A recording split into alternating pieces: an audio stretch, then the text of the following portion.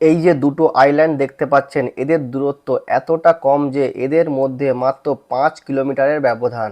ম্যাপে দেখে মনে হবে এক নজরে দ্বিতীয় আইল্যান্ডে পৌঁছে যাবেন। ঠান্ডার সময় যখন সমুদ্র বরফে পরিণত হয় তখন লোক আরামে এক আইল্যান্ড থেকে দ্বিতীয় আইল্যান্ডে পৌঁছে যায়। কিন্তু আসল টুইস্ট তখন আসবে যখন আপনি দ্বিতীয় আইল্যান্ডে পৌঁছে যাবেন। ধরে নিন আপনি প্রথম আইল্যান্ডে সকাল 10টার সময় হাঁটা চালু করলেন এবং 1 ঘন্টায় দ্বিতীয় আইল্যান্ডে পৌঁছে গেলেন। 1 ঘন্টা সময়ের ব্যবধানে ঘড়িতে সকাল 11টা বাজার কথা, তাই তো? কিন্তু আপনি যখন ওখানে গিয়ে ঘড়ি দেখবেন, আপনি অন্য কিছু দেখতে পাবেন। আপনি দেখবেন ওখানে পরের দিন সকাল 8টা বেজে গেছে। এমনটা কেন হলো? কারণ দুটো আইল্যান্ড ইন্টারন্যাশনাল ডেড লাইনের দুই দিকে অবস্থিত।